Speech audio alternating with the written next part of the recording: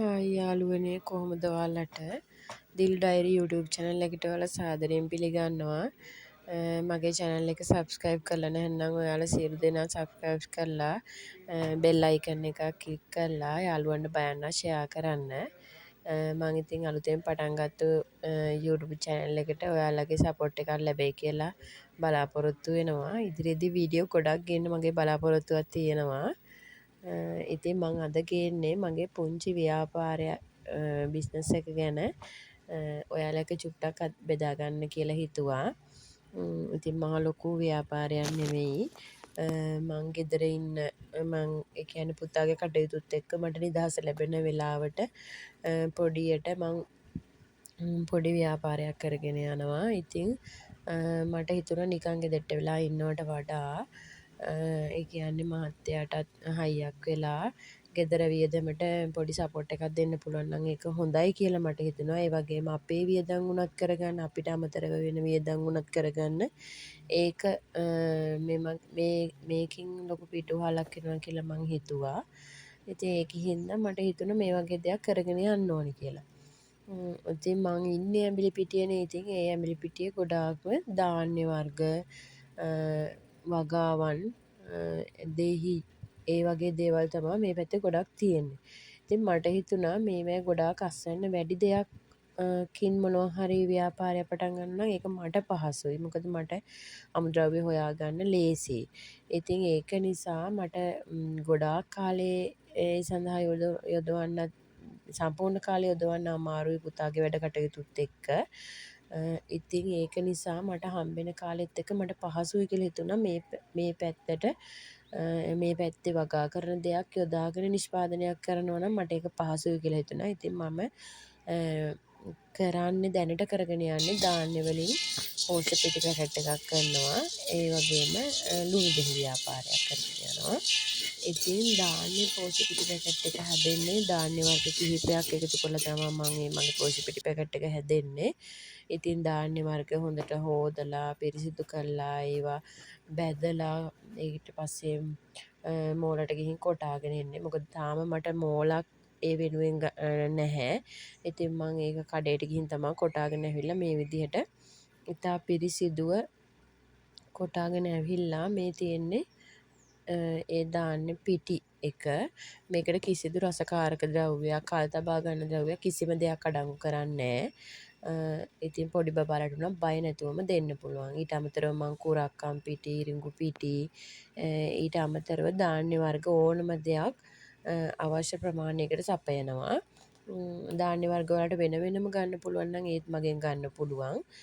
දිල් fruit product මගේ Facebook page එකට ගිහින් ඔයාලට ඕඩර් එකක් දාන්න පුළුවන් ඕනි කෙනෙක් ඉන්නවා නම්. ඉතින් මේ තියෙන්නේ මගේ ධාන්‍ය පිටි පෝෂ්‍ය පැකට් එක තමා මේ තියෙන්නේ. මේ අවසානයේ ලේබල් ගහලා ඉවර වෙලා තමා මේ තියෙන්නේ. ඉතින් මම මේ දේවල් පුතාගේ වැඩත් එක්ක රාත්‍රී කාලයටත් මේ පැකින් කරන කටයුතු කරගන්නවා. මොකද මට වෙලාව තියෙන වෙලාවට ඒවා බැලන්ස් කරගෙන කරගන්නවා.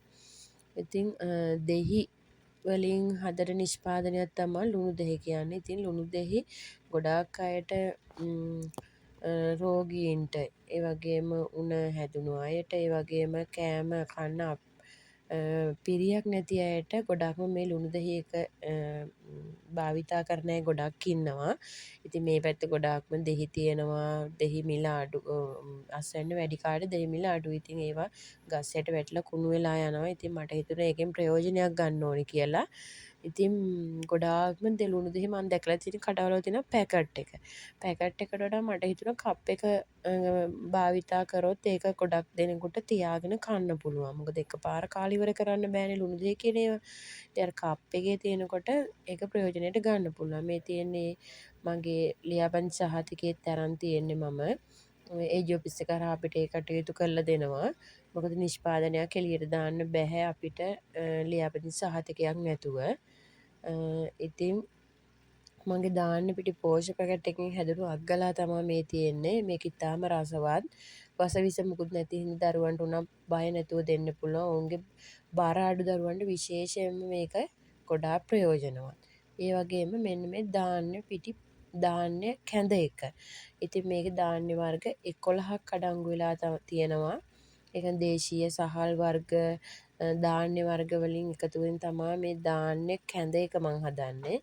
ඉතින් මෙන්න මේ වගේ ධාන්‍ය පිටි පෝෂ පැකට් එක, ධාන්‍ය කැඳ එක, ඒ වගේම ලුණු දෙහි, ධාන්‍ය වර්ග වෙනම ඔයාලට ගන්න පුළුවන්. මේ කව්පි, මුං ඇට, රටකජු, තල, කුරක්කම්, මෙනේරි ඒවා ඇට විදිහටත් ඔයාලට ගන්න පුළුවන් වෙන වෙනම. මේ වගේ ධාන්‍ය පිටි පෝෂ පැකට් එකත් ඉතින් මගෙන් ගන්න පුළුවන්. ඉතින් ඔය ආකාරයට තමයි මගේ පුංචි බිස්නස් එක කරගෙන යන්නේ. මේක ඉදිරියේදී තවත් දියුණු කරගන්න මගේ බලාපොරොත්තුවක් තියෙනවා. ඉතින් මට කාලය හම්බෙන විදිහට ඉතින් මං කරගෙන යන්නේ. මොකද මේ වගේ දෙයක් කරනකොට අපිට මොන ජීවිතේ අපිට එන ප්‍රශ්න වුණත් ඕනවට වඩා හිතන්න ගියහම අපිට අසනීප වෙනවා. ඒක නිසා ඉතින් අපි ඔය ප්‍රශ්න ගැනම හිතා කාලය ගත කරනවට වඩා මේ වගේ දෙයක් කරලා අපිට ඒව අමතක කරගන්න පුළුවන්.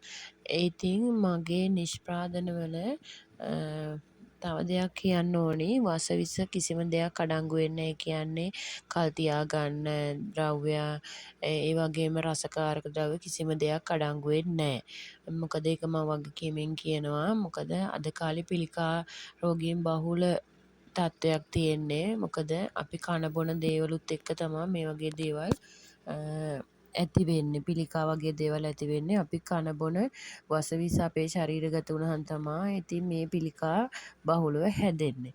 ඉතින් අපි ලාභ දේවල් අරන් දෙනවා දරුවන්ට උනත් ඒකේ ගුණාත්මක භාවය ගැන අපි හිතන්නේ මොනවද අඩංගු වෙලා තියෙන්නේ කියලා අපි හිතන්නේ. ඉතින් ඒ වගේ දේවල් වලින් අපේ දරුවන්ගේ ආයුෂ අඩු කිරීමක් තමයි අපි කරන්නේ. ඉතින් අපි දෙයක් ලබා ගන්නකොට අපි ඒක ගැන දෙපාරක් හිතන්න වෙනවා අද කාලේ හැටියට. ඉතින් අපි නිෂ්පාදනයක් වුණත් අපි එළියට දානකොට අපි හිතන්න ඕනි ඒක මේ වසවිසෙන් තොර දෙයක් නිෂ්පාදනය කරන්න. මොකද එයින් අපිත් කරගන්නේ පවක් කියලා එක පැත්තකින් හිතනවා. මොකද මිනිසුන්ගේ ආයුෂ අඩු කිරීමක් තමයි අපි ඒකේ වසවිස අඩංගු කරනවා කියලා කරන්නේ. ඉතින් මගේ නිෂ්පාදන වල නම් කිසිම දෙයකට කිසිම කල් තියාගන්න ද්‍රව්‍යයක් එහෙම අඩංගු කරලා නැහැ. ඊටාම රසවත් ලෙස හදාගන්න පුළුවන් අග්ගලා තමයි මේකෙන් හදාගන්න පුළුවන්. ඉතින් මේක කුඩා දරුවන්ගේ විශේෂයෙන්ම බර වැඩිවීමක් වෙනවා. මොකද මගේ නිෂ්පාදන ගන්න අය මට කියා තියෙනවා. ඉතින් මේ වගේ තමයි මගේ නිෂ්පාදන සෑදෙන්නේ. ඉතින් ඔයාලටත් මං හිතනවා මගේ වීඩියෝ එකේ මොනවා හරි අදහසක් ඔයාලා ගන්න ඇති කියලා. ඉතින් මං කරන මේ පුංචි ව්‍යාපාරය ගැන ව්‍යාපාරය පිළිබඳව ඔයාලා එක්ක අදහස් බෙදා ගන්න තමයි මම මේක කරේ.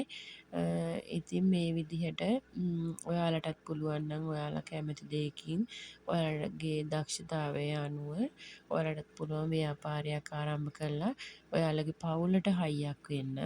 ඔයාලා මේ වීඩියෝ එක බලලා යම් දෙයක් ගත්තා නම් ඒක තමයි මගේ සතුට. ඉතින් මගේ YouTube deal diary YouTube channel එක subscribe කරන්න, bell icon එක click කරලා යාළුවන්ට බලන්න share කරන්න. ඒ වගේම මගේ දිල් fruit product Facebook page එකක් follow කරලා පොඩි support එකක් දෙන්න. ඉතින් ඔයාලට සියලු දෙනාට තෙරුවන් සරණයි.